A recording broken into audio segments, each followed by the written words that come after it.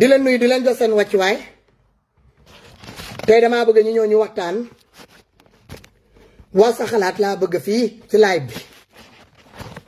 ok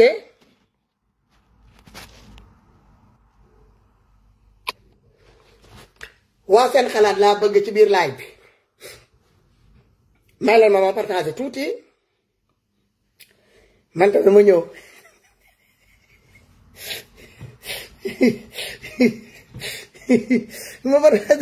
ma partagé tuuti samay followers you know man nii ma partagé mooy dàq donc partagé leen te tamit ku dugg mu partagé waaye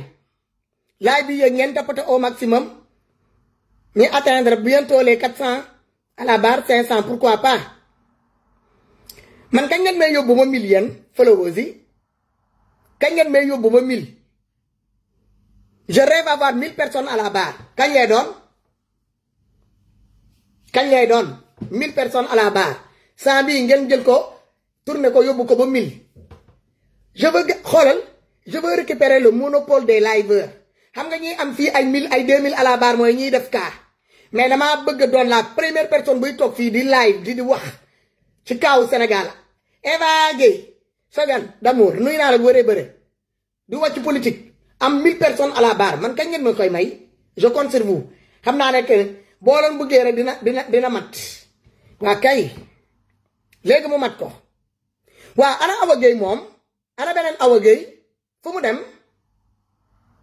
Socé Ndiaye wool ma Awa Gueye bu naw caat kër ji mu ñëw fan yii xaw ma fan la dem di taxawaalu ji moom ak Aline Sitoé Diatta taxawaalu rek la ñuy def xaw ma ci lan la ñu nekk xadi baro demal indil ma sa caatu kër ji Amazon yi temps yi yëpp da ngeen di taxawaalu xaw ma ci loo leen nekk ci loo leen ne le soleil 22 thank you so much thank you de Amazon yi rek des vrais phénomènes quoi tapote leen te ngeen commentaire bind leen good life merci boo leen di partager léegi affaire bi jóg Awa Gueye bu ndaw laa wax caatu kër ji ana caatu kër ji caatu kër ji laa wax kañ la caatu kër ji dugg ci Sogane xaw ma Sogane mu ne maa ngi nii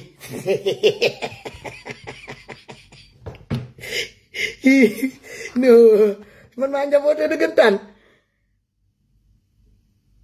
mu ne léegi jaaykat la Awa Gueye ndeke kañ nga doon jaaykat man Awa Gueye jaaxal na ma de man sama doom ji xaw ma ana Xadi Baro Xadi Baro gis naa la nga dam defal sa demande ma jël la Xadi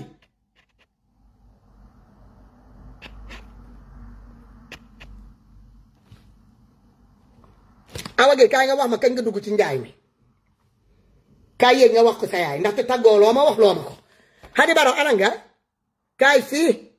ñu jàkkal nag suñu doom bi mu wax ñu kañ la dugg ci njaay mi Awa Gueye Awa nekk kañ nga dugg ci Sogane xaw ma waree ma tàgg waxoo ko sa yaay li nga ko doon laajte li ngi ci biir toog di la xool imbécile bi nangu maa wax sama ngi nii ana sa grande sœur bi Aline Sitoé Diatta ana mu tamit ci kaw di la xool thank you so much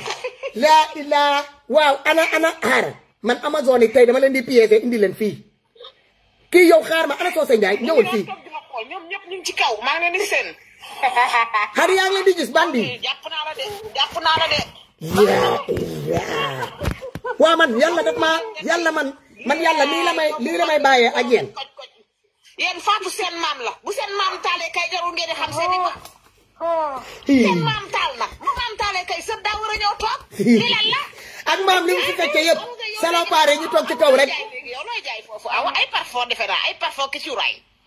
awa looy jaay damay jaay ay parfum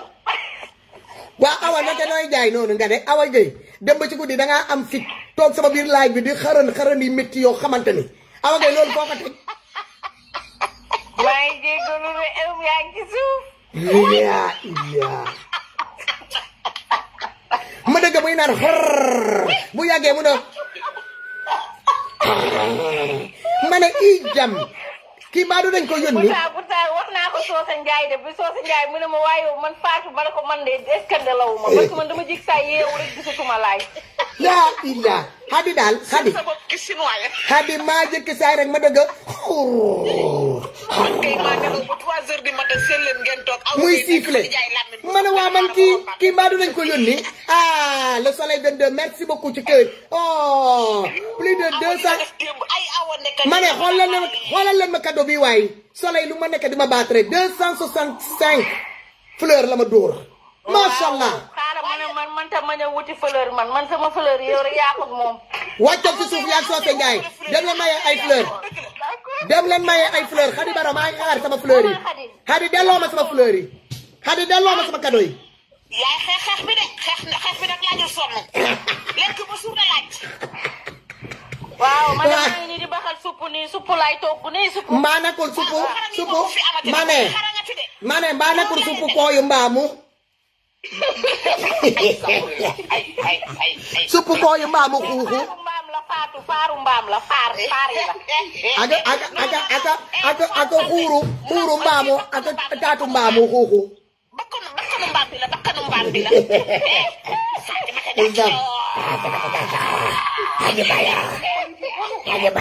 non Fatou ay parfum lay jaay ay parfum de marque. parfum de marque. waaw. baax na. kan moo nekk foofu di wëndal ay bagages yi lala. voilà demal xuloo tëgal ma sama micro nga dem xuloo. ah ok c'est des vrais parfums ou c'est des faux parfums c'est des faux parfums. non ay vrai parfum la en fait comme entreprise bi moom dafa am ci logo bi moo tudd Shogun mais boo bëggee parfum par exemple waaw boo laajee 1 million boo laajee kii ni nga xatee Dior boo laajee Chanel yanaan la vie est belle. la vie est belle boo mënti laajte rek dinañ la ko jox mais dañ la dul jox tur bi mais boîte bi Shogun lañ ciy bind mais odeur bi moom la benn la. ma ne jàppaleen ci imitation bi ngeen di jaay rek c'est bon waaw. Fatou ñii li leen sant ñii suñuy doom lañ lu leen sant mooy góorgóorlu jaay. waaw nañu jaay rek man moom dama leen di encourager mais man moom yooyu moom duma ko laal. duma ko laal moom wax dëgg yàlla. mooy fule ñaanaatu rek moo baaxul ak jaay. voilà jaay toppatoo leen mu yéeg. dañuy yebe fulla ak fayda ak jom ak boo demee fàttaliku ni dangaa bàyyi ñu xiif ak ñu mar. wallaay ndeysaan wallaay kay fii kenn amu fi dara ñun ñëpp a bokk yem. su fa ban rek lañu kon gars yi Fatou maa ngi ñëw wàcc bàyyi la nga kaa. merci. maa ngi ñëw yéegaat. bul wax dara après nga yéegaat Xadi. donc waaye gars yi wàcc leen ci suuf ngeen tapote. ah Socé Ndiaye gis nga cokotoo yi merci ci kër yi ñaari cokotoo yi di wàcce nii. tey damaa bëgg nga bàyyi ma leen xel ku fi ronfle nga yóbbul ma ko ci yaama di tax. tey man du ma nelaw Fatou Bada tey du ma nelaw maa ngi nii damay naan café léegi teg mu mel ni ku ñu yónni néew na man maa ngi jëkk saay ma dëgg xurur xar ma jëkk saay ma dëgg nit kuy siffler ma dëgg i jam. pourtant wax naa ko Socé de tey suba Socé mu ne ma yow noo mujjee ma ne ko man wax dëgg yàlla man est-ce que nelaw ma man dafa mel ne nelaw naa de dama yeewu gisatuma tous si téléphone. du question sax dafa mel ni nelaw naa man maa la mujjee wàccee lii xiif la damaa bañ mu yàggee doxat bi ñëw parce que genre xërë nii comme ni ma ko gisee nga koy accélérer di ko ralentir léeg-léeg nga harceler affaire yi. barki yàlla wax naa ko Socé mu may laaj lan la Fatou doon wax. damaa ragal ba si yàgg ma dëgg affaire bi di naan biwu loolu laay bañ waaw. moo tax ma wàccee la gaaw balaa may am gàcce ci kër gi waaw parce que ni nga ko daan harceler bu yàggee nga bloqué ko bu yàggee nga accéléré bu yàggee nga harcelé ko téye ko naj ko ba ci yàggee nga sifflé laa xam ni que ne affaire yaa ngi dajaloo bu yàggee rek téléphone bi sax mooy explosion damay jëkk saay ma dëgg piw te loolu laay bañ. maa ngi doon déglu de maa ngi doon suuf bi ngay wax ak Konté saa maa ngi doon déglu di ak Xadi mais après ma jékki saay rek ndekete départ naa. yoo koy ak Konté saa daal ak Aline Sitoé Diatta bëgg ma ko langal fii ci seen vie célibataire bi lañ ma bëgg a jox dëmb xoj ma fii téye ma ba 6 heures du matin ñii di raconter seen doléance. awa ngay ji da nga leen war a porter plainte de ñoo kidnappé sama nelaw. maa ngi yeewu tey il était 14 heures le temps que may génn fii naan damay dem defi ji course ñëw xam nga fi may jëndee yàpp ak fi may jëndee yi sew sawaan yi bokkut. awa ngay j'ai fait que tourner avec la voiture tey li ma mer. ay yow kon de perte nga temps ana caat. maa lijjanti ko balaa ngay ñëw toog. ok ngir yàlla yonente bul tudd turam balaa muy ñëw. kaat génn na ak xaritam moo fi ñëw xam nga ma def fi semblant ne mer lu fii seen kanam ma mel ni kuy katakaay nii ma gis leen rek ñu jël seen bagage yi daal di jël seen casque moto génn dem. léegi booy tudd turam day ñëw parce que moom mi ngi chronomètre day naan heure bi sama yaay togg na te togg ma tey ay waay jile. neta rijaat ma ne ko Babacar moom kër gi nag. Aziz Abdou Aziz. Babacar moom kooku du ma sonnal kooku bu fi nekkee moom mooy togg. ndeysaan daf may laaj rek yaay lan nga bëgg ñu lekk bu ma ko waxee rek mu génnee bu dee marinade la marinade rek la bëgg. soose tey yaram bi daa tàng dafa bëgg a dabbel. jiitu naa la ca géew bu yàgg. merci mu ne man dama laa nopp alaaji Bekaay dag maa nopp fii la ëppee fii la buujoo am love you too you know léegi Awa Gueye da ngay tëj micro bi wala nga wàcce si suuf ngeen tapoter pour affaire bi yéeg ngeen partagé ko. waa xaar ma wàcc xoolaale sama supp bi ndax fi mu toll nii moom sama yaram bi dafa kii xaar ma wàcc. waaw demal jël force damaa bëgg ngeen tapoter live bi mu yéeg. voilà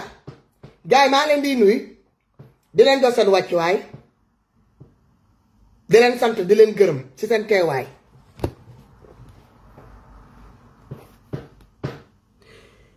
tey laay bi damaa bëgg a wax sa xalaat mais wax sa xalaat bi Fatou Selli njaaraama buy merci beaucoup ci fleur yi Suga Mbodj merci beaucoup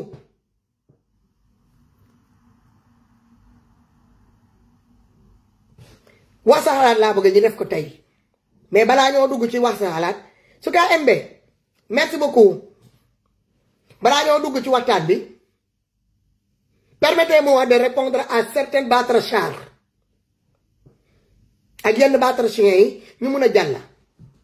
parce que tant que tooñ jeexul fayu du jeex dama ne nee leen mut ba caaka njaay man taluma leen awma seen jot yéen a may listen awma seen time I don't have time pour nekk fii di leen tontu si des affaires de bassesse yooyu ku mu ne postel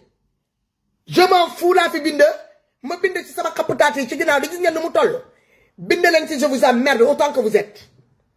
faalew ma leen lijjantew ma leen bi ma bloqué seen ndey du tey gisuma leen dëgguma leen te loo leen dugal ci faux compte bloqué naa seen ndey parce que je supporte pas des cafards si waawaayi laa bañ ñi ñëw taxaw fii di ma waf every single day night and day you see ndaxte day sonal sama bopp bi sama tranquillité mindset bi lay day yàq dem leen ngeen utti liggéey dem leen ngeen jàpp ci xëy gis ngeen ñi ngeen di saaga ci Amazon yi jigéen yi am fulla am fayda mag jeeg nag seen biir kër jàpp ci xëy bi ak gont bi c'est pas des travailleurs intermittents ils travaillent à temps plein du 1er janvier au 31 décembre ñi am nag famille bi ñuy toppatoo tamit am jëkkër bi ñuy toppatoo am mbokk yi ñuy toppatoo ñiy def social te yàlla tax nee naa leen man dinaa leen të dégg naa seen bakku ngeen ne koo leen ko langal ci TikTok bi mu bàyyi ba mu borom daw bàyyi leen géew bi yéen a ngi soog a dóor seen loxo ci ëkk man may jeegu xolal jeegu caterpillar su ma nee bàpp yëkkati ma du doon problème te yàlla nag bu ma paan dama ne may jeegu caterpillar su ma nee bàpp ku may yëkkati laa bëgg a gis yàlla nag bu ma paan nag yàlla bu ma paan di gis ngeen benn bi di mu toll gis ngeen ko yëkkati ko teg ko seen digg bopp bi mu ne pàcc dafa ma ko muy dara gis ngeen tànk yi nu mu toll maa ngi wax ak yéen di leen envoyer message mais dafa mel ni yéen da ngeen di xaru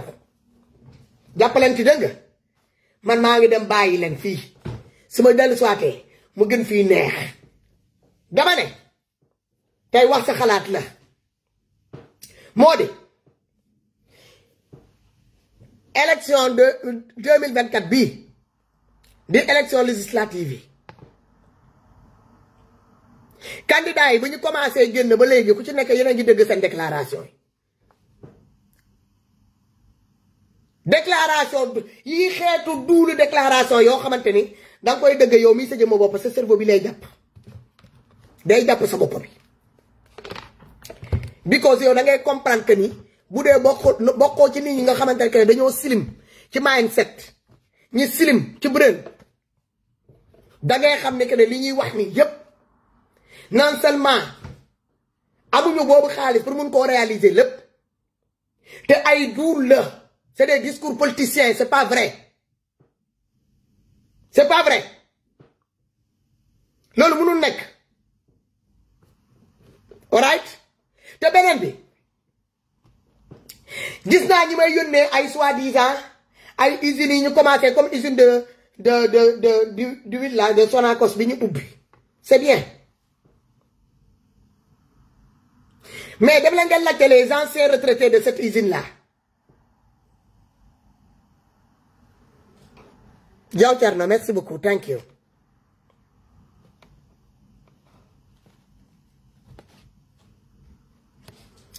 usine yooyu Billy thank you so much usine yooyu nga xamante ne mooy usines yi nekk biir Sénégal dem leen ngeen def micro trottoir dem leen ngeen jël les travailleurs là de ces usines là ngeen laaj leen le taux de salaire seen taux de salaire bi fan la toll ñaata la ñuy fayeeku par mois quels sont les contrats ba nga xamante ne moom lañ leen signé nga laaj leen les anciens ñi fi jaaroon ci usines yooyu est-ce que ñu ngi laal seen retraite correctement est-ce que dañoo am assurance maladie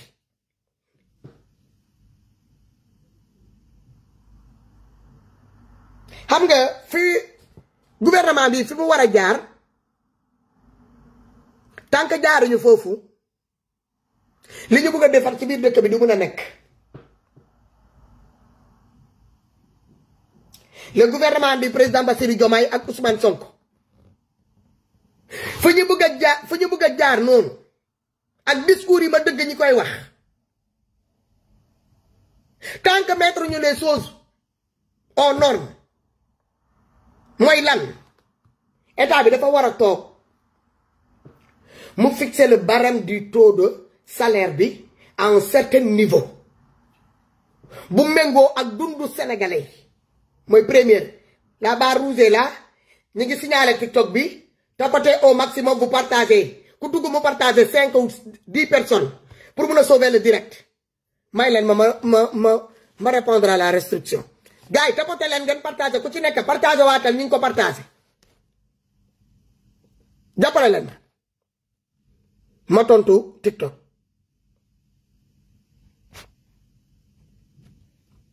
voilà mooy image yooyu muy yónnee nii ñi rek moo ñëw rek moom laa nekk di kii nii di ci tontu léegi bu continuer à tapoter boo leen di tapoter ngeen di partager mu gën a kii mu gën a jóg please bi ñu commencé ba léegi mataguñu sa 200 c'est pas normal des nit normal na 200 yi mat bopp TikTok gis ni que de caaxaanuñu quoi comme ça ñu nekk di signaler duñ leen may le dernier mot di ñoom ñoo war a nekk fii di signaler suñu live bi ba TikTok di nar a di restreindre affaire yi what's the problem alright let's go gis nga dëkk boo gis dafa am nu muy doxee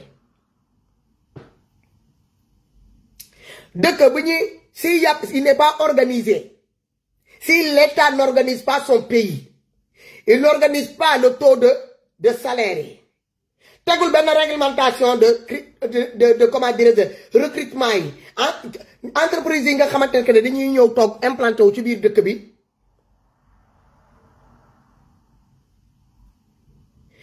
seen recrutement yi ni ñu koy defee baaxut les contrats qu'ils font signer à nos frères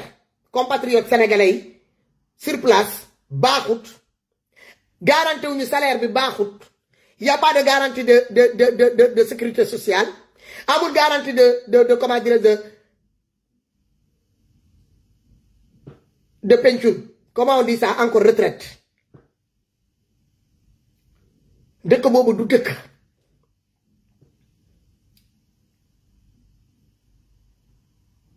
Sénégal ngay dëgg ku liggéey ba jël retraite am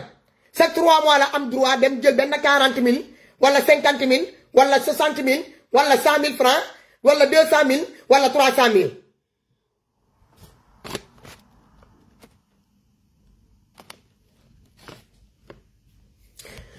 Napoli solo mu ne xeex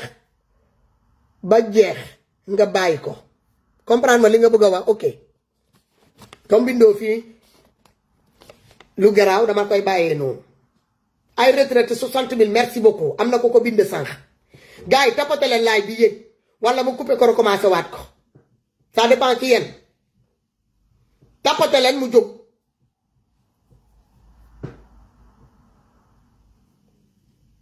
vous tapotez au maximum vous partagez au maximum laay bi jóg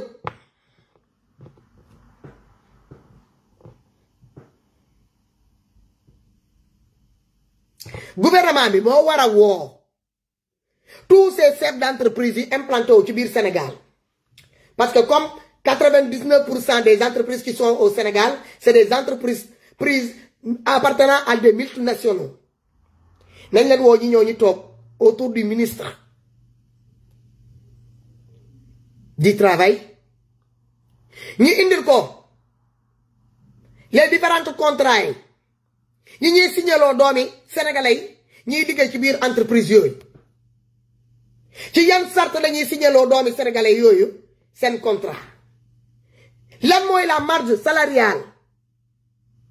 bu doomi sénégalais yooyu di bénéficier ci entreprise yooyu est-ce qu'ils sont sécurisés est-ce que am nañu couverture maladie est-ce qu'il y a l'assurance en cas de blessure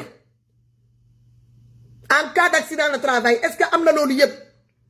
est-ce que doomi sénégalais mi ngi bénéficier loolu ci biir entreprise yi boo demee compagnie sucrière au niveau de Risatol nga dem ca entreprise l'usine de tomate jeeg bu jar pareil nga dem dans l'usine qui prépare qui buy defar tamit engrais c'est pareil nga ñëw partout dans les usines là qui se trouvent au niveau du Sénégal ba ci plateforme pétrolière yi doomi sénégalais n'a pas d'assurance maladie, il n'a pas d'assurance en cas d'accident de travail, salaire bu ñu lay fay c'est 3 fois plus inférieur que le salaire bu ñuy jox multinationaux boobu ñuy jëlee fii France wala jëlee ko Italie wala Turquie wala parce que bu ñu jëlee seen doomi réew ma indi leen au niveau du Sénégal pour mu ñëw mu ñëw liggéey foofu prime du déplacement bi am na salaire bi duñ ko calculer par rapport au salaire donné aux Sénégalais li ñuy fay Sénégalais yi dañ leen di fay selon les salaires bi ñuy fay fii au niveau de diaspora bi yéen a ngi dëgg ba pare kara xaar ma génnee la fii comme ñoo jàngoo fen nga dëgg ak ñoomi seen doomi xaraam bi tukkiw leen jàngu leen tubaab xamu leen kenn dongalul seen baay saaga ngeen mun ñoo toog fii amu leen xam-xam ci biti borom xel yi laa bëgg a waxal Fatima lii nuy naa la bu bëree bëri tooba borom xel yi laa bëgg a waxal sama live bi borom xel yi laa bëgg a waxal te di interpeller l'état là gouvernement bi di leen interpeller awagay ku fi bind ay nonsense yaa ak Socé Ndiaye bu leen ko may sa man may wax xadi ku fi bind ay nonsense xoolal doo leen ko mité rek ngeen bàyyi ko da ngeen koy bloqué ba pare mité ko man j'ai pas besoin de racailles sur mes pages pour mu leer parce que amuñu ma benn njëriñ amuñu xam-xam bi te lu may wax xejul seen bopp merci Khadiba multinationaux yi nekk biir dëkk ba est-ce que ñu ngi jox doomi sénégalais yi seen gëdd ci seen entreprise yooyu ñuy liggéey quelques sénégalais yi nga xamante ne que ne ubbi nañ seen entreprise ci biir dëkk bi di amasser des milliards aussi di ko dugal ci seen compte en banque est-ce que ñu ngi fay est-ce que ñu ngi delloo doomi sénégalais yooyu ñuy employé ci seen entreprise boobu est-ce que ñu ngi leen di delloo seen ak seen yelleef comme nu mu ko waree parce que dëkk bu ci nekk la masse salariale bi est calculée selon yaa ngi dëgg la réalité de ce qui se passe dans nos assiettes li xew plus affaire yi di gën a yokk dund bi di yokk plus masse salariale bi dafa am ci niveau de comment dire de pourcentage bi ñu koy yóbbu mais ñun Sénégal c'est le contraire c'est le contraire Sénégal ngay gis ku dugg armée moo xam policier la moo xam gendarme la moo xam militaire la moo xam douanier la moo xam marine la dina dugg armée ba mu génn tous ces corps là que je vous ai cités bu amee accident de service il n'est pas pris en compte au lieu que ñu jël ko sax ñu remercier ko d'une autre façon accompagner ko financièrement physiquement moralement médicalement dañ koy abandonner on le met sur des bancs de tous il a que ses yeux pour pleurer jël tous ces corps là yi ma leen cité militaire qui est revenu en mission avec une blessure il n'est pas considéré. C'est considéré comme quelqu'un, un soldat qu'on doit déshonorer. Douanier, pareil. Gendarme, pareil. Policier, pareil. Pompier, pareil. Marine, pareil. Nous, les salariés de nos pays ne sont pas respectés. Ils ne sont pas valorisés. Si nous oublions des 50 millions de entreprises. Bana. Mais vous la masse salariale est aussi médiocre que ça. Lo xamantene que yow buñ la ko fayé matul li nga wara dem fayé sax kër bi nga loué mëno ko fay matul sa pour nga dem fay kër bi nga loué matul la nga dem nga fay facture courant nga fay facture ndox ravitaillement mo complet bi ñëwut ku feebar nga jël ko en charge jàng xale yi madame Fawga nekk nii le ministre du travail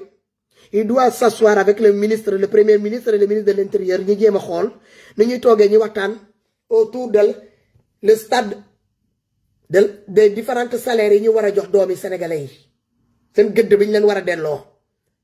parce que chaque travail mérite un salaire bu ànd ak liggéey bi indi nuy naa la bu bëri dina jox sa wàccuwaay gars yi tapote leen man je ne suis pas content wala ma toj ma fay TikTok bi recommencé waat ko yéen a xam vous en dites quoi ma fay TikTok bi recommencé waat ko wala ngeen tapote partager live bi yéeg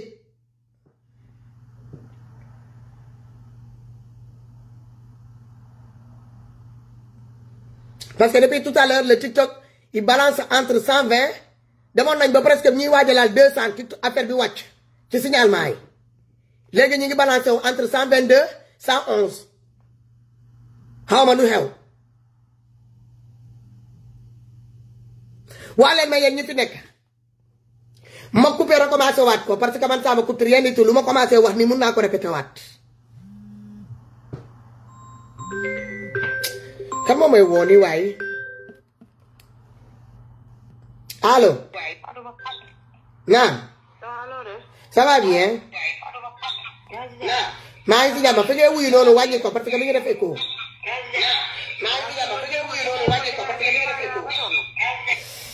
man xaw ma nan ngay def sa téléphone bi day def écho trop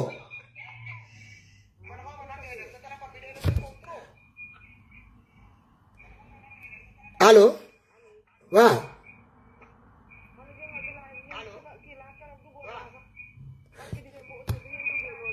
mais yow sa téléphone bi ci boppam moo baaxut mi ngi def ay écho yoo xamante ne xanaa doo koy dëgg buy def bruit téléphone bi ci boppam moo baaxut mi ngi def ay écho ah kii moom maa ngi jëgalu nag soxna si gars yi may leen ma coupé ma recommencé waat TikTok bi alright voilà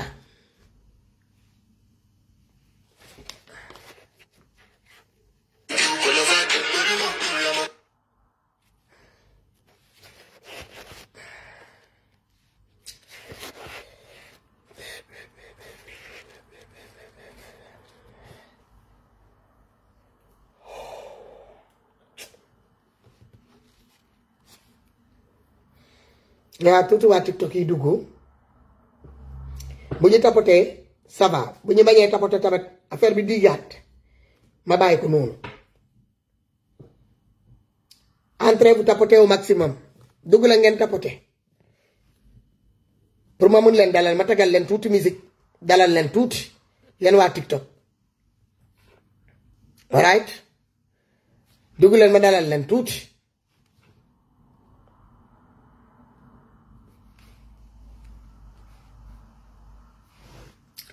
dugg leen ma dalal leen tuuti.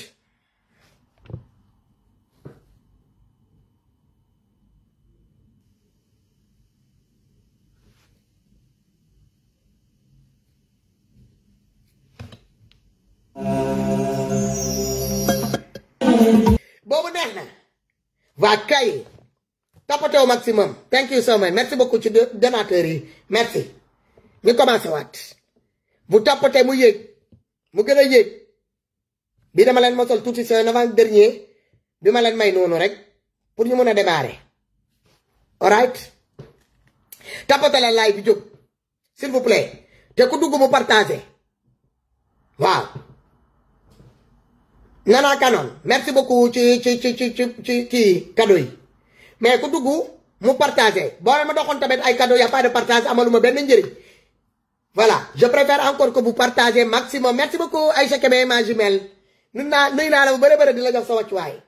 Donc vous partagez. Ah Marie-Hélène Sène mu ne Aline Sitoé au 21e siècle. Merci beaucoup kooku ma ne la ça va droit au cœur. Kooku suñu maam la. Waaw la grande Amazone Aline Sitoé Diatta paix à son âme.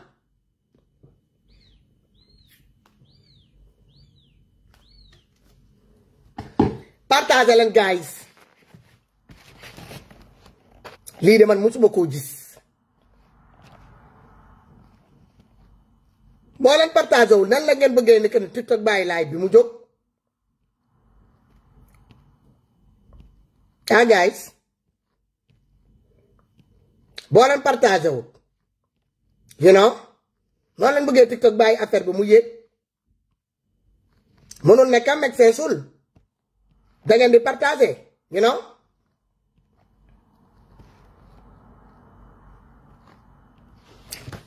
gars yi tey la anniversaire suñu Amazon bi de la Contessa ñu koy souhaiter joyeux anniversaire la Contessa nekku fii mais on va mettre une petite musique de joyeux anniversaire tamit joyeux anniversaire comme ça pour suñu Contessa. All right. Joyeux anniversaire. Joyeux anniversaire. Contessa. La Contessa.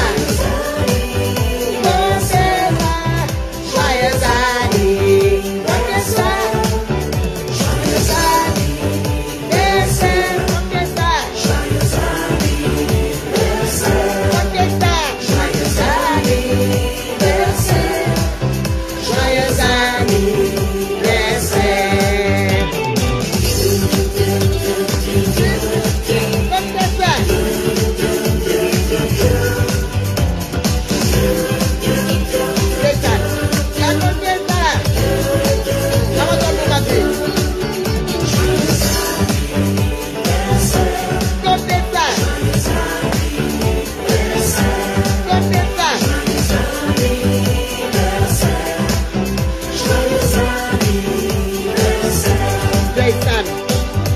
Joyeux anniversaire con la Contessa Amazon bu mag bi di patriote bi yaa ngi dëgg mu doon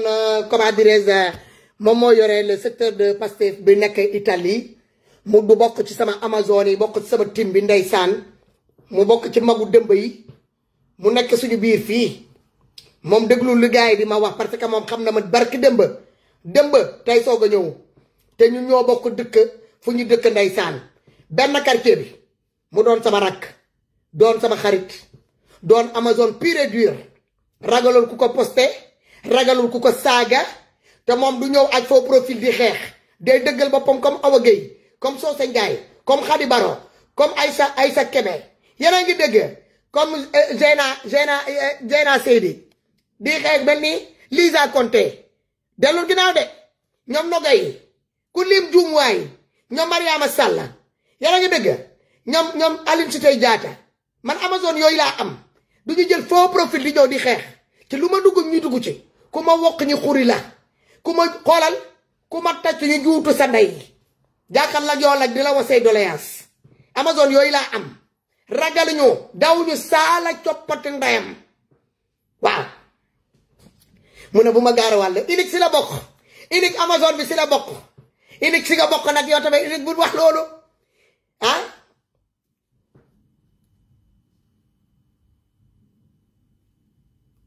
ma nu mu toti Mañira mu ne doo noppalu nag xanaa xalit bi jeex na xeex bi jeex na nga bëgg a bind xaw ma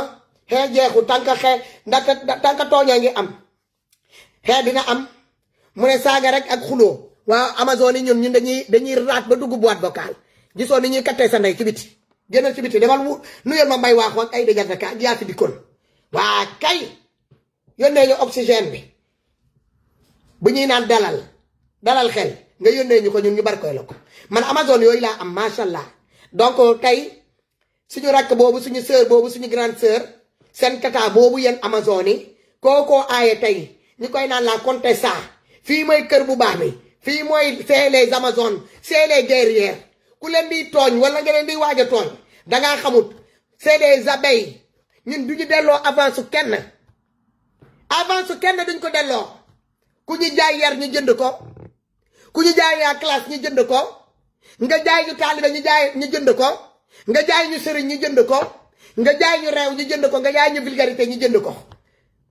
ñun noo ñëwee rek boo ñëwee suñu magasin bii suñu forêt bii di la forêt des Amazones loo xalaat rek ñun am nañ ko fii macha allah donc la Contessa di ko ñaanal wér-gu-yaram ak gudd fan ak mujj bu rafet moo xam li mu bëgg ci biir xolam yàlla na ko yàlla defaral démb nag da ngeen fekkeewul man mi yëguma ko woon sœur bi daf ma ko nëbboon ndekete borom këram daa génn àdduna ndeysaan borom këram moo génn àdduna di ku xale bu ndaw 50 ans génn at wàcc liggéey ndeysaan mu doon jigéen bu am jom bu am fulla am fayda bu ñëwee ci live bi lu am importance lay wax bëggul détail mais ku ko topp ci détail mu fekk si la ci détail waaw Mike am naa 56 ans maag sa yaay ñoo tolloo maas ak sa baay waaw ci biti rek ci biti outside naa la thank you so much donc gars yi merci beaucoup Aïcha Kébé maa jumelle sister Aïcha Kébé di la ma saw tamit ñu ngi lay poste temps yëpp dañ laa jaawale benn ex Amazon bi nekkoon suñu biir parce que man nag ànd ak man daa yombut waaw amoon na suñu benn sœur boo xamante ne que ci ñun la bokkoon xam ngeen ma man yedd xam ngeen sama jikko man ku may yedd doo ma yedd ci mbooloo danga may yedd en inbox boo bëggee suñu xaritoo bi continuer ak loo foo ma teg ak loo ma munti jox ma respect su ma la nee lii bëgguma ko respecté ko boo bëggee sàmm sama diggante ak yow mais boo bëggee ñëw di jouer du genre que ni tu vas venir m'humilier au beau milieu du monde des gens dinaa la won ne que kilifa laa tamit man ñemeloo sama bopp nit taxul man ma fàtte man may kan leader laa damaa jiitu ngeen topp sama ginnaaw am na yoo xamante ne maa ko mën a may sama bopp di taxaw ci côté boobu feesal ko ma am benn respect bu ma instauré sama diggante ak yéen xeebu ma conseil kenn ku ci gën a tuuti mi ngi nii di awa moo gën a tuuti ci biir groupe ba daf may woow jël temps mi ngi nii mën na koo binde wala ma yéegal ko fii mu confirmer ko daf may yedd mel ni ku teg sa doom ci baax ma nangul ko day wax ma ne tekk di ko déglu ba mu pare ma ne ko wallaay li nga wax nga dëgg waa nangul naa la ko ah maa ngi jëggalu nangam man noonu laa mel man faatu boobu laa mais boo ñëwee ba nga fekk ma fii ma samp ma commencé kabbar ne allah akubar nga ñëw toog fii wala nga jàpp ci rabanaa bi nga ne nag may ñëw wàcce damay leen limosé man noonu laa mel après nag man problème bu amee sax dinaa jël sama téléphone woo la benn yoon ñaari yoon ñetti yoon boo jëlee baax na boo jëlut su ma la bu ma la lemee ba ma teg la noonu dama lay teg abadan daay man loolu ñi def àndoon ak man xam nañ ko man dinaa ne que ne da ngay ñëw di jouer des caprices di dem faatu di daw sa ginnaaw ma lay woo nga may jaay neex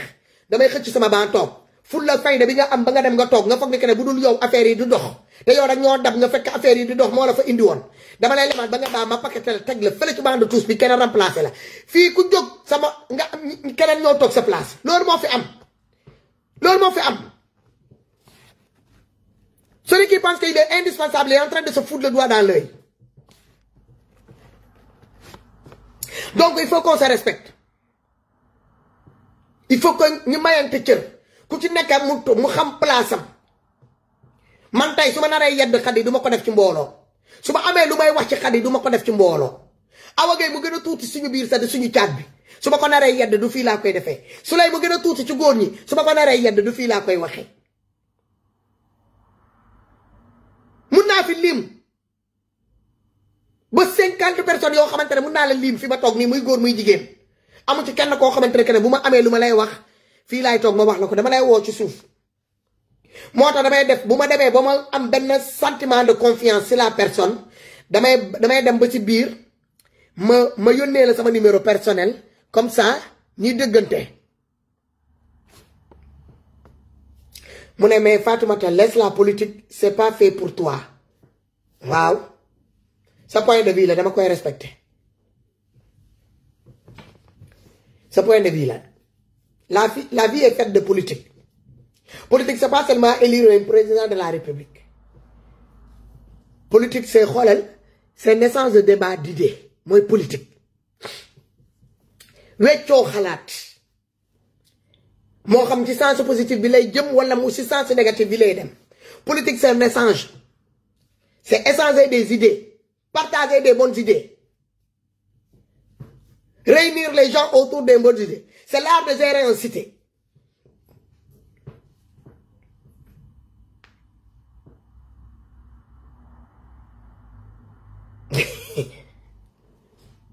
Donc message boobu laa bëgg a jàllale pour ñëpp yëg ko pour ñi xamul man nan laay fonctionner man boo bëggee sama xarit ak yow mu continuer nga bëgg a gis le côté docile boobu bu faatu bu nooy bi bu velours bi bu basaan bu nit war a mun a bu nit war a mun a dëggaat loo may def rek loo ma paree def rek woo ma ñun ñaar nga def ma ko ci suuf est-ce que xam ngeen ne que ne man damay décrocher ay nit ñi xas ma ba ñuy ba seen Khady Baro mi ngi nii Khady Baro ma jël exemple ba gën a banaan est-ce que xam ngeen ne que ne ci yéen ci Amazone yi yëpp Khady Baro moo fi ñemee ma décrocher ko mu saaga man ndey est-ce que xam ngeen loolu que ma ko musaana def dootu defatu ko ba ci kaw suuf Khady laa xam ne que ne dinaa ko décrocher ba mu ne ma damay nangam taan laa la wax gis nga lii boo ko defatee man ma gis ko nangam laa la koy defee te du tere bu ma toogee benn fan ñaari fan ma nammaat ko woo ko su ma woowu noonu maa koy woo su ma ko jotu ma bàyyi ko ay message man tamit su ma kiyee mu ñëw man na ko bu ma gisatee nga kii nii du danga dox danga kon nangam laa koy wax mais lépp ci suuf ma xam ne que ne bu ma yéegee ci kaw bu ma ko defee xëy naa du ma ko nangulee ci suuf su ma ko defee ci kaw du ma ko nangul il faut ngeen di comprendre loolu il faut que ñu comprendre loolu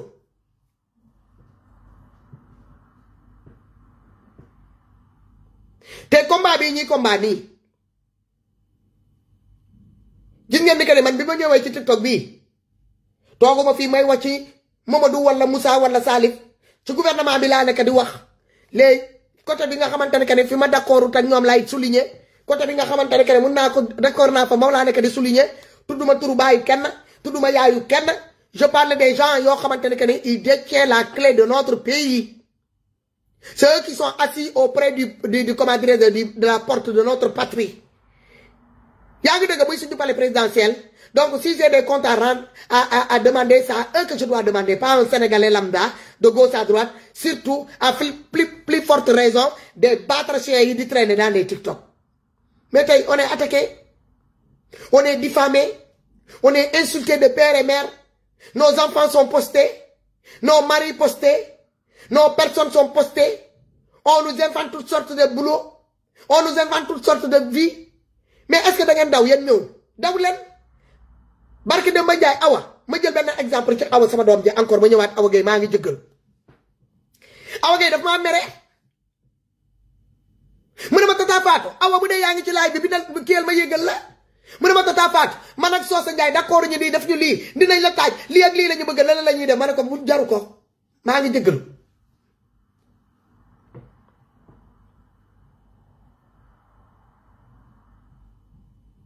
maa ngi jéggalu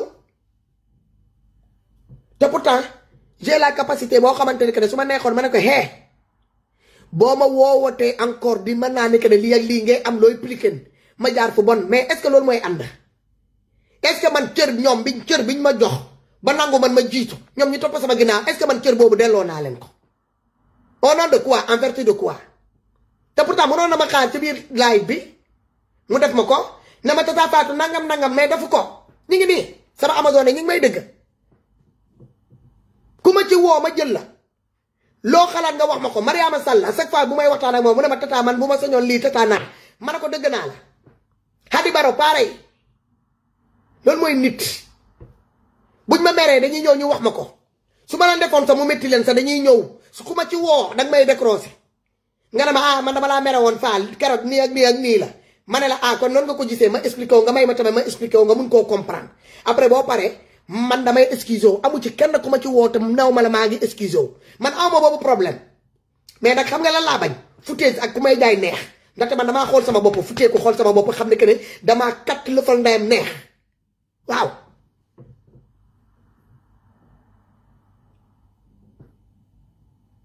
am naa taxawaay boo xamante ne su ma neexee ba bew mais xam naa ne que ne loolu du ndamu doomi aadama ndaxte yaay xoolal yàlla lu mu la jox sa provisoire boo ko jëlee nga bëgg koo tiitaroo rek dangaa xamul mayee yàlla boo xamul mayee yàlla dëggantaan wallaay yàlla du la jox yenn exposition yi nga di ko tiitaroo keroog ba may ubbi TikTok bi seen kanam la fii c'est même pas 5000 abonnés bi ma amoon sama page y a même pas 2 mois tey alhamdulilahi rabbil alamin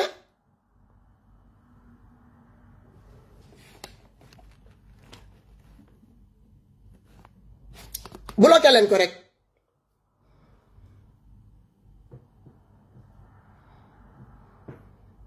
tey j'ai plus de 27 000 abonnés sante ko yàlla tey xam naa day gën a yokk gars yi ñi ngi signalé barre rouge baa ngi ñëwaat te xam naa bu yàggee restriction bi ñëw tapote leen au maximum ngeen partagé 35 partages c'est pas beaucoup ku dugg rek mu partagé à 5 à 10 personnes de son entourage man duma bew Facebook bi sax nga xamante ne que Facebook daana naataal ngeen doon 5000 personnes à la barre 4000 personnes à la barre 3000 personnes à la barre en dehors du président Ousmane Sonko amul keneen ko amoon loolu ci biir TikTok bi ci biir Facebook bi ci jigéen buy live wala góor buy live ku dul man damay rëkk ba gars yi foog ne que ne damay xoolal gars yi dañ doon tiit ñiy jaxasoo ñi foog ne que ne dama daan booster en direct ñi dugg ci commentaire yi di fuyete ñi gis ni que ni ay ñoom Mamadou ñoom Fatou am ñoom Doudou ak ñoom Moussa rek ñoo nekk sama biir page musuma booster yóbbu ko feneen ñi jaaxle ñi tiit ñi dem ba ci biir ñi inventel ma nee nañ damaa liggéey ay nit maanaam que ni dama daan xëcc ay nit pour ñu ñëw di ma apporter seen vie tellement que ne dañoo jaaxle woon jamono boobu daa neexoon de jamono boobu nangu ngeen ma doon ay patriote jamono boobu nangu ngeen ma bokk ci yéen jamono boobu gouvernement bu bees bii muy góor muy jigéen ñi fa nekkoon maa nekkoon seen jeeg Caterpillar de maa nekkoon seen Amazon number 1 de man la ñu gisoon ku gëstu man ngeen gisu leen beneen plateforme man maa fi toogoon te la ngay yore jaasi bi yore laa lay wax nii yore lépp ci loxo bi takk sama sër bootu seen projet bi bootu seen leader politique bi di Ousmane Sonko tey nee naa maa ngi dégg ay discours yoo xamante ne discours am yi tey bokkatul ak discours yi ma xamoon loolu sama case la sama right la man maa toog ma gis ni que ni en 2024 bi Ousmane bi mu toogee changé na discours affaire yaa ngi jaxasoo ci loxom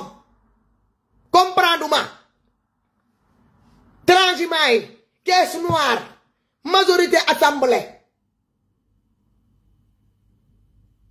dénonciation yi ma daan dëgg ma dem ba ci biir xaw ma gisuma bopp bi gisuma jeen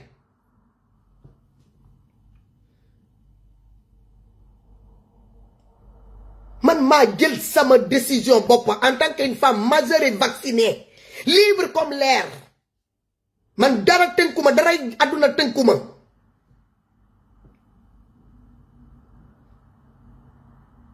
ma jël sama matuwaay ma ne kii dama koy teg ma teg projet bi déjà un projet qui n'existe pas. Système lañ ma jaayoon tegal ma ci solution indil ma territoire du développement ma jënd ñaar yooyu yëpp téye ko ñaata at laa la nekk di leen wax le contenu de ce qui se trouve dans ces 2 livres là ma toog ba 2024 ñi indil ma baobab xam nga lu may bañ ma continuer di waya di loo sama bopp fii te xaw ma sax ce qui se passe exactement suba ñu indil ma encore auto bu paan comme nee nañu pareeguñu projet la ba léegi pareegul jël naa projet bi teg naa ko fële ma ne léegi damay dem ci projet réalité bi la réalité mooy projet bi nga xamante ne moom la sénégalais yi di dund dans leur quotidien every single day night and day mooy bëgg a faju nga bëgg a dugg ci hôpital ñi jël la en charge ñu ne la duñ la jël en charge il faut nga indi caution nga am problème cardiaque ñu ne la il faut nga verser 5 millions pour ñu mun laa mettre dans la liste d'attente des personnes qui doivent être opérées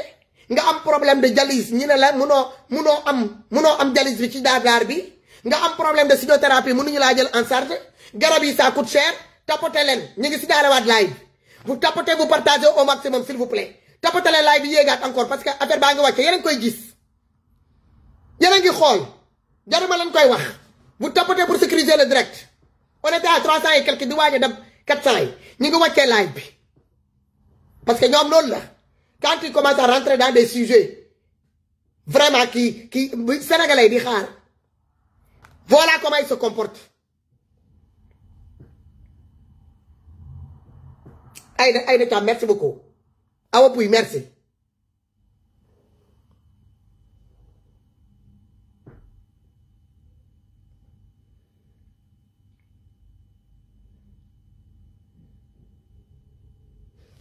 man maa gis waxu dëmb yi ak waxu tey bokkuñu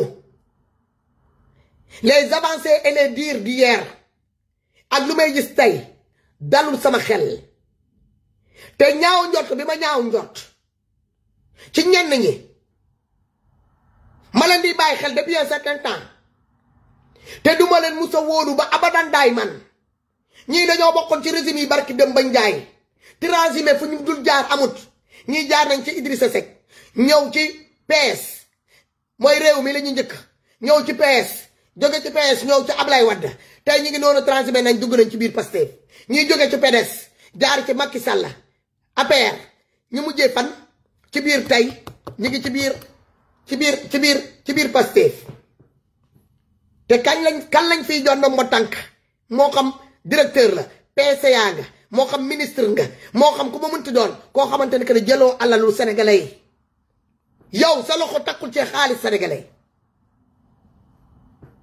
kan moo ñeme jël kaamil taxaw ci mbooloo mais comme sénégalais tamit daa dëgër fit comme Aliou Mongol Sall moo ñeme taxaw fii lekk 6 000 milliards sénégalais yi génnee kaamil teg ci loxom nee na moom xaalis boobu xaalisam la ameelul sénégalais yi benn ñaar dërëm kon keneen bu génnee fii jël loxom bi teg ko ci kaw kaamil bi na ngeen jàppandi que ne noonu la fa demee ndaxte sénégalais fit lay demee fit mooy xeet bi nga xamante ne que ne yàlla da leen buggal sa ci kaw suuf ñi xam ko tey ba pare fit la ñuy demee tous les jours que Dieu fait biir Sénégal ngay gis doomi aadama bu taxaw di défier yàlla ca ay kàddoom ca ay jëfam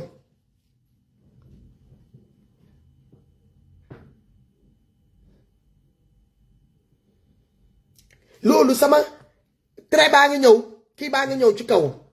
oh my god TikTok gars yi comme nekku leen tamit di tapoter tamit comme il faut vous tapotez pas comme il faut le partage n'est pas là aussi may leen ma tuuti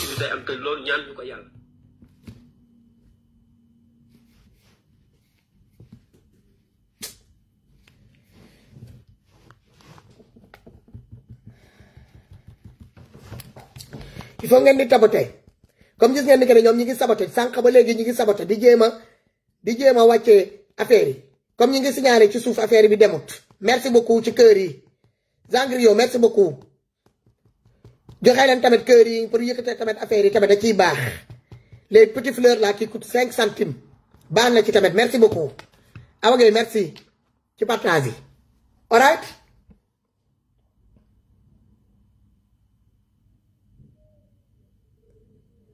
tout bien nogay nuyu naa la bu bare bare Coco Sucré merci beaucoup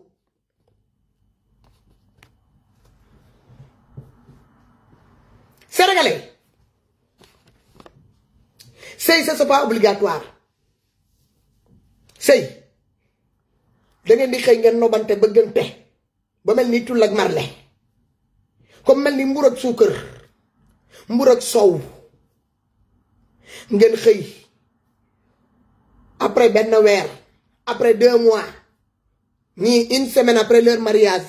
la ñuy commencé gis ni que ni sont pas compatibles ñii weer si la ñuy commencé rendre compte que ni finalement ils sont pas compatibles ñii ay weer ñii ay at ils se sont rendu compte ñii jur nañu ba ñu pare ba jur ak taaw ba caat ku góor ko rendre compte que ni nekkate jabar bi mu yore ci biir këram pendant 10 ans 14 ans wala 20 ans ils sont pas compatibles moo tax ngeen di gis ni que ni y a pas d'âge pour divorcer comme y a pas d'âge pour se remarier donc ay doomi aadama yoo xamante ne que ñoo bëggante woon jurante ay doom jur ay doom am ay njaboot ñooy xëy bàyyante waxatuma la ci politique man sama jumbax bi dañ koo suur ci biir kër Ousmane Sonko wala Ousmane Sonko moo coupé man sama cordon ombilical bi nga xamante ne que moo ma relié woon ak sama yaay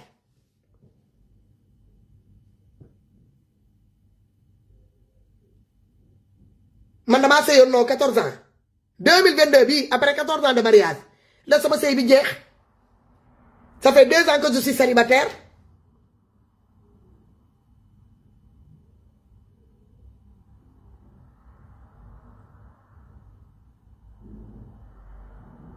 léegi war ngaa mën a nekk ci benn di défendre benn parti te déjà j'ai jamais été membre de Pastef musuma adhéré wu ci parti politique man bi ma xamee sama bopp musuma jënd carte de membre parti benn parti man idéologie bi j'ai adhéré pour l'idéologie ma doon jàppale le leader de cette idéologie là qui trônait cette idéologie là de Ousmane Sonko ci kaw liñ ko doon def moo ma ci dugal ça s'arrête là basta su ma toogatee ma gis loo xamante ni que ne ma commencé di gis des désaccords commencé am ay désaccords ci ay propos yu mu teniroon barki Demba Ndiaye ak yu mu tenir tey ma gis des comportements yoo xamante ne que ne qui est diamétralement opposé de ses dires d'hier man Fatou am naa sañ-sañ bi ma am ci fait mon âge ma taille sama poids ma taxaw ma ne hee bés ni ko tey kii ma doon jàppale dama koy bàyyi idéologie bii ma doon jël jàppane que ne loolu mooy idéologie bi di ko waxtaane fu nekk fi ma toog système projet ndekete loolu yëpp amut kon man bàyyil ma toog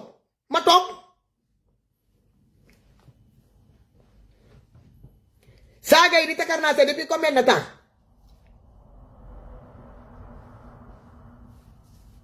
mais ñi may saaga ñoo ma xamut dañu ñoo laajte ñi wax leen kan may Fatou bu dee dañoo jaaroon ci l'école de Facebook duñu toog ci TikTok bi di ma fi xaar dañu naroon a ñëw ci biir Facebook ñëw won ma ñoom li ñuy yor ñoom lu ñuy peser ñu tegal ma ko ci balance bi ma wax leen seen poids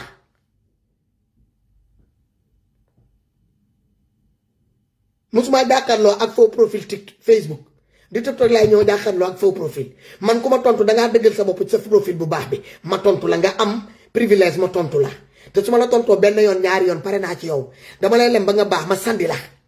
parce que damay xam ni que ne dima ak yow parce que man noonu pour nga mat ma ko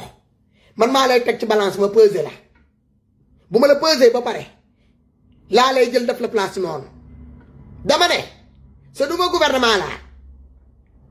bu ñu bëggee defar dëkk bi mu bañ a doon rek ay wax le président de la république Bassirou Diomaye mi nga def des jéego yi am solo mi ngi jaay le Sénégal au niveau international comme au niveau national waaw mu teg ko ci yar ak teggin teg ko ci la cohésion sociale bi nga xamante ni que ni moom la nekk ak douceur bi mu àndal élégance bi mu àndal malgré son jeune âge ça salué le président Bassirou Diomaye c'est différentes démarches yi muy def Allez-y sur sa page, Yen Amazone. Partagez ce que le président Bassirou Diomaye fait. Parce que tout ne doit pas tourner autour de Ousmane Sonko, c'est un ministre. C'est un premier ministre, il n'est pas le président, notre président de la République. Natok Moukhar, bon, nous président de la République. Il est le premier ministre, il n'est pas le président de la République. Comme on a un président de la République qui s'appelle Bassirou Diomaye Faye, kooku la ñu war a jël ñi teg ko au devant de la scène ñu fësal ko yëkkati ko valoriser ko di ko jaay au niveau international comme au niveau national wane que ne mooy suñu président qu'on est fier de lui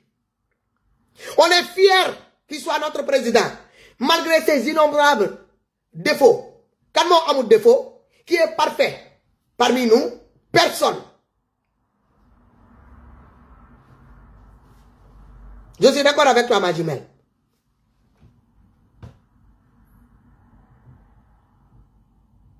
Le temps que vous me demandez de leur laisser le temps, comme il vient d'arriver, moi je ne suis pas là à taper sur eux parce que on a comme mis dans mon précédent comment dirais-je, intervention que j'ai fait ici. Nénalen, le Sénégal pour le mettre sur les rails. On ne doit pas seulement remonter jusqu'à Macky Sall. On doit remonter jusqu'à le premier président de la République du Senghor. Quels sont les différents accords qui ont été signés, qui ont été mis sur la table? Qu'est-ce qui nous relie avec la France? Puisqu'on est tenu à la laisse par la France. Puisque jusqu'à présent, la France ne veut pas soulever ses genoux sur notre cou. Il y a quoi? Tant que ce mystère-là n'a pas été percé. Tant que les leaders là qu'on a, ils n'acceptent pas de porter leur couille là où il faut. Et prendre le taureau par des cornes. C'est une expression là qu'il faut nous l'air. Expression là. C'est pas une insulte. Quand on dit quelqu'un porter ses couilles, cela veut dire d'être un homme. C'est pas seulement avoir le corps de, le morphologie d'un homme ou des trucs comme ça. Il faut être homme. Je parle d'ici. De ce qu'il y a dans le citron à l'intérieur. Pour faire face à la France, couper le cordon ombilical qui nous relie avec eux, récupérer notre souveraineté à 100%, sans hésitation. On a beau chercher tout un tas d'horizons 2010 ou 2020 ou 2025 ou 2050 ou 2060, 2100, ça ne marchera pas. Parce que notre souveraineté, on ne l'a pas encore. Comment veux-tu crier? Comment veux-tu demander, dire que tu veux changer? Tu veux créer une rupture? Si tu n'as pas la souveraineté sur ton eau que tu bois, si tu n'as pas la souveraineté de l'électricité qui est dans ton pays, tu n'as pas la souveraineté de ton électricité. La communication, tu n'as pas la souveraineté de ta communication. Il y a plus de 7000 hectares de terre qui a été affrété au groupe de l'OTAN, dirigé par l'armée française, basé au cœur de notre pays, de notre capitale. On parle de souveraineté. Regardez les 250 et quelques entreprises qui sont au Sénégal, appartenant aux Français et aux d'autres multinationaux comme les Libanais, les Turcs, les Pakistanais, les Indiens et les Marocains.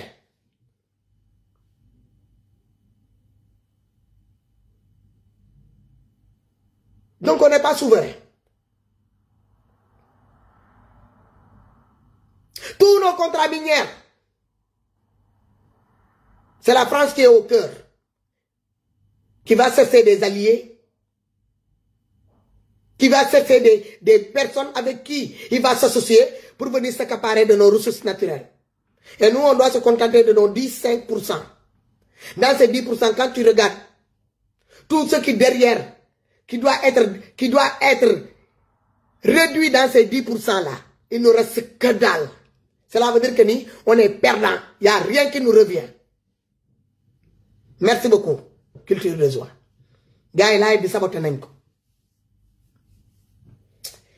Chotto ndayli.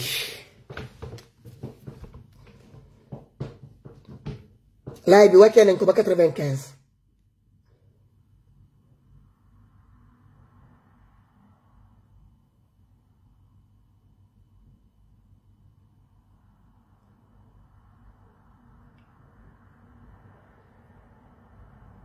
Amazon, franchement, vous me décevez parfois. Parce que il faut ngeen def job bi daal. Mun leen toog ngeen jàkkaarloo ak man live bi di wàcc vous réagissez pas boo leen toogee ba affaire bi moor ba mu aplaté wu ngeen commencé di tapoter. C'est pas normal. C'est pas normal. Mais comme noonu ngeen ko bëggee tey mënuma koo daggaat encore on va faire avec. De suba dinaa ci ñëwaat encore. Si ça continue comme ça pendant 1 heure de temps, 2 heures de temps, je vais couper live et je vais parce que toute l'après-midi, j'étais sur mon pied. Je vais dox ak talon yi ba sama tànk yi di metti.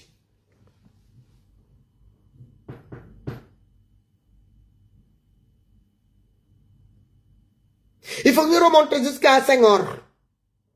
Ba xam. Nous, on est embarqué dans quoi? Le Sénégal est embarqué dans quoi? Jusqu'à présent, on continue à payer des taxes coloniales, à payer des redevances comment dire ça, des taxes d'habitation, des maisons coloniales, tout va bien ici sur le biir. Ok? Autoroute à péage est détenue par eux. On est d'accord?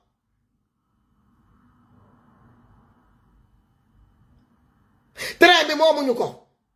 BTR, pour le moment, tous ces recettes-là ne rentrent pas dans la caisse de l'État sénégalais. Ça va dans les caisses de l'État des multinationaux. Dans la caisse des multinationaux. Aéroport Blaise Diagne.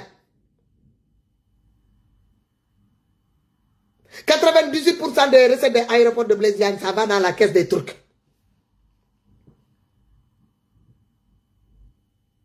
Chinois, ils n'aiment pas. De toute façon, le Sénégal est partagé entre les Turcs, Marocains, Libanais, Chinois, Français, Américains. Voilà des gens qui se partagent le gâteau, le Sénégal. Les Grecs, si on n'a pas des hommes qu'il faut, à la place qu'il faut, qui osent porter leurs couilles là où il faut, d'être des vrais hommes, en faisant confiance à leur propre peuple, en se révoltant, en prenant un ciseau, qui est aussi, comment dire ça, qui est aussi déterminé que ça. Couper cette cordon ombilical qui nous relie avec ces gens-là, on va jamais s'en sortir. Damay couper live, comment ça va être? Tout le monde.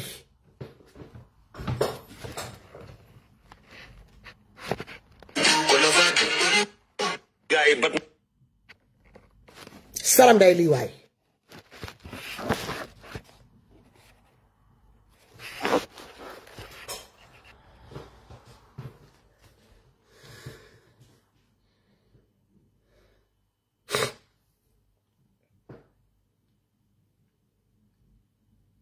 Tant que les nouveaux dirigeants là qui sont en place, ils n'arrêtent pas de parler comme des fillettes. Ils ne prennent pas leurs responsabilités comme il faut. Regardez droit à ces multinationaux là, droit dans leurs yeux.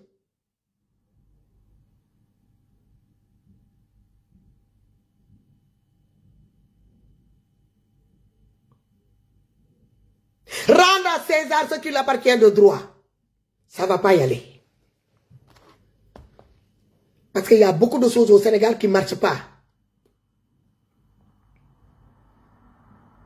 Et on connaît notre problème. On sait d'où vient notre problème. Pourquoi le Sénégal ne peut pas progresser, on le sait. Non, merci beaucoup.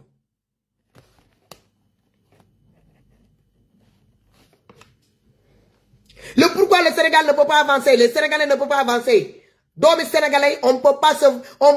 avancer dans la vie. Le problème, c'est au niveau de... Il faut aller jusqu'aux sources. Ce fameux livret-là, carnet-là, soi-disant qui a été remis par la France au peuple sénégalais, qui s'appelle la liberté, soi-disant l'indépendance. Il faut aller rentrer dans ce carnet-là et regarder toutes les différentes clauses qui ont été marquées dans ce carnet et signées, datées et signées. Et regardez qu'est-ce qui a été dit Les clauses qui ont été marquées dans ces carnets-là, il faut remonter jusqu'à ça. Mais ça, président Bougnou, tu te fais intimider par la France. C'est des coups de fil. On a l'un fait tout au début. Emmanuel Macron avec son ministre son chef d'état-major. Il n'y a pas toutes sortes d'appels qu'ils ont fait à Ousmane Sonko et à Bassirou Diomaye en les harcelant au téléphone. Dilengue m'a intimidé. Surtout après le discours du président Bassirou Diomaye en demandant la restriction de nos réserves d'or qui se trouvent au niveau des États-Unis et au niveau de la France. Ils ont pris ça comme un affront. Qu'est-ce qu'ils ont fait? Ils ont commencé à intimider le président Bassirou Diomaye. Les coups de fil ont commencé à retentir. Chacun veut intimider. Chacun veut chercher à intimider. Écrire des courriers en le faisant passer par leurs différents ambassadeurs pour qu'ils le déposent au niveau du palais présidentiel. Quand je suis cette nouvelle-là,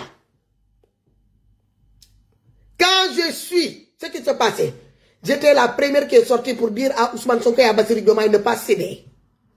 Si la France n'a pas réussi avec le Mali, c'est parce que non, ces hommes-là n'ont pas voulu céder devant eux. S'ils n'ont pas réussi avec le Niger, c'est parce qu'ils ne veulent pas céder. S'ils n'ont pas réussi avec le Burkina Faso, c'est parce qu'ils ne veulent pas céder. Et eux aussi, le président Bassirou Diomaye et Ousmane Sonko, s'ils veulent réussir, ils ont intérêt à faire face à ces gens-là. Déjà,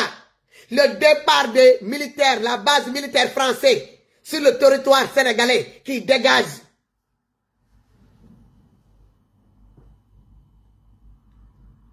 Notre eau, électricité, qu'on le récupère.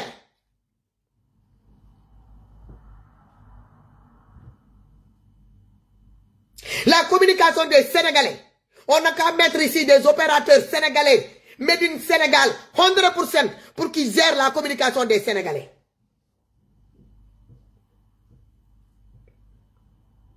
La renégociation des contrats miniers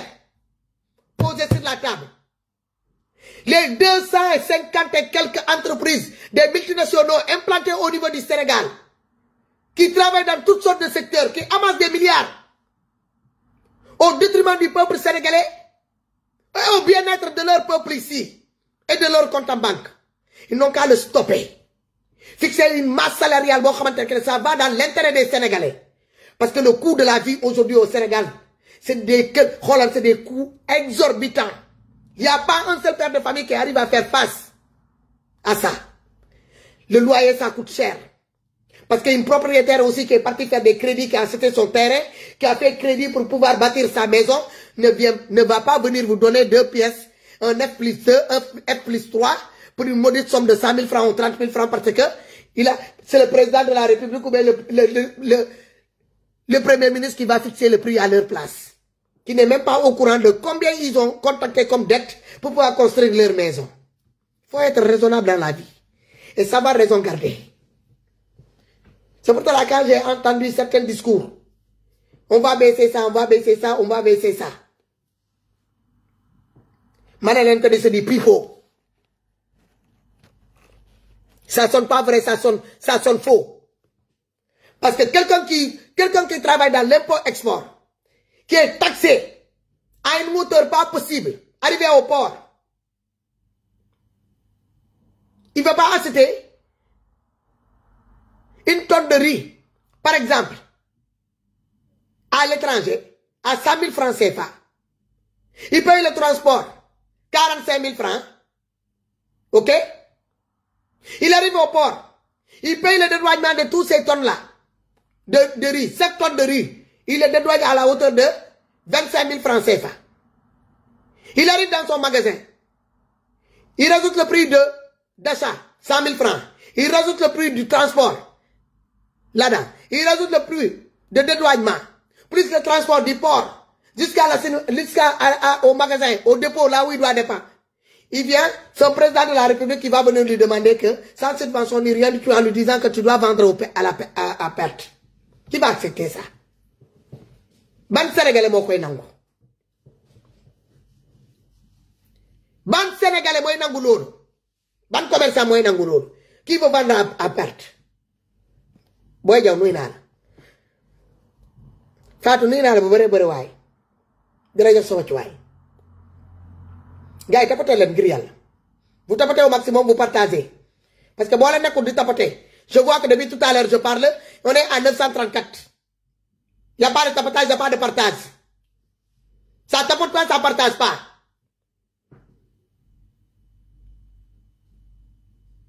ngeen jàkkaarloo ak man di ma seetaan nekku leen di tapoter nekku leen di def dara je parle depuis tout à l'heure on est même pas à 1000 tapotage lii ban façon la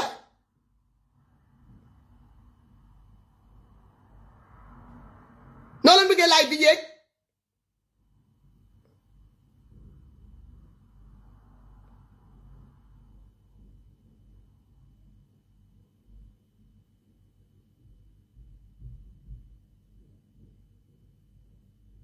lii travail d'équipe la bu ma toogee may wax ma jël sama temps la moindre des choses yéen ngeen gérer tamit beneen côté bi ñu coordonné wu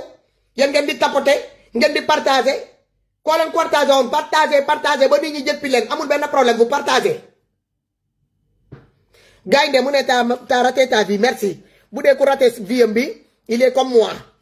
assis dans un appartement qui est très belle avec des meubles conçus sur mesure yaa ngi katt sa lëfal nday bi gis du ma la bloqué dama lay bàyyi fii bu leen ko bloqué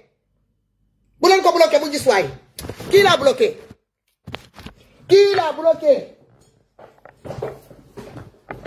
da ngeen di gaaw a bloqué torop tamit doo leen di bàyyi ma wax ak nit ki ba pare mu jël pour sa grade après mu wàcc dem oh my goodness that's crazy gaynde bu dee ku raté vie am ni man lay mel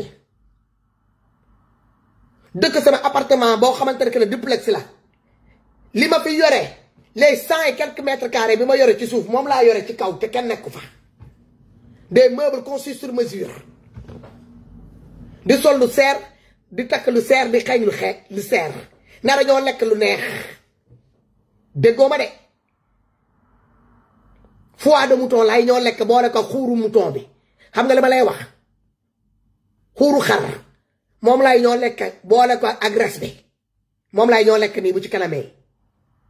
su ma paree teg ci samay sedd toog jaaxaan nag sama télé bi di kii di zalone tranquille jëmale ko suba nga ne kooku daa torox yore nga dem prix de 1400 mètres carrés au Sénégal tabax lu toll 600 mètres carrés doomi xaraam estimé à l'état bi ma lay wax nii à plus de 250 et quelques millions CFA nga ne kooku daa torox bu dee ñëpp di man la ñu war a mënoo mel kaay leen ngeen ànd ak ngeen mel ni Fatou ngeen torox leen na ngeen mën a am li ma am doomi cottu ndey mi am bilan yi yow sama slip bi ma toll sol ñaari fan génnee ko boo ko dugaloon seen kër tey ku yeewu sa baay jël mu di ko diw kanamam bu génnee mu jarle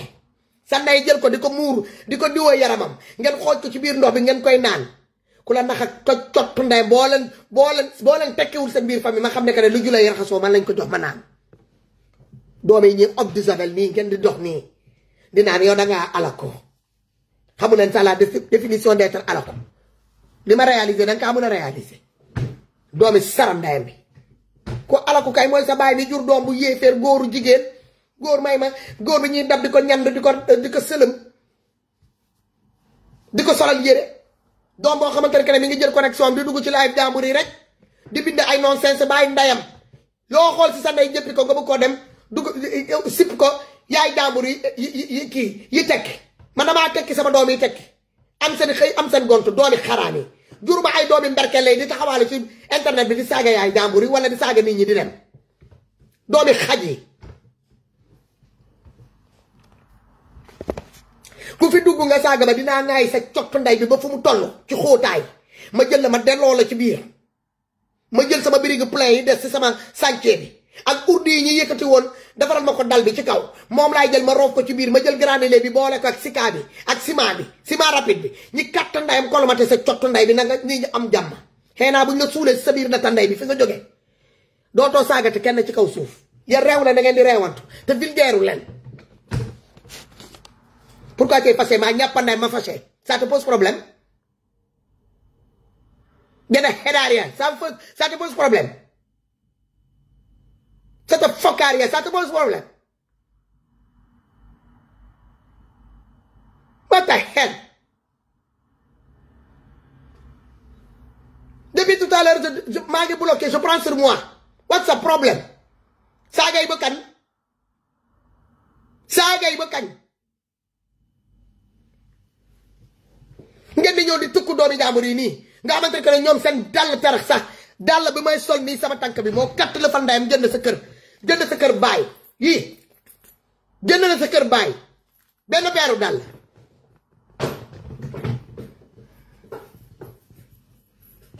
laay bi ci boppam laay ñëw arrêté parce que comme dafa gis naa ni que vous n'êtes pas d'actualité aujourd'hui vous jouez pas le jeu personne ne veut partager vous tapotez pas comme il faut donc on va couper le live ngeen dem samedi soir xaw ma samedi soir xaw ma ngeen dem dimanche soir man ma génnee sama dàll yi dem simmeeku nekk ci leneen bu ma casser les pieds même autant que vous êtes vous me faites chier autant que vous êtes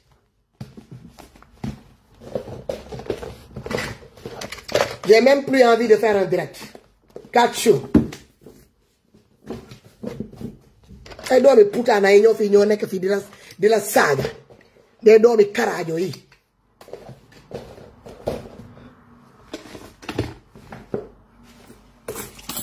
li may wax xejul ci seen bopp mun leen ko consommer parce que xamu leen ko maa ngi dem j'ai plus envie de faire un direct merde à demain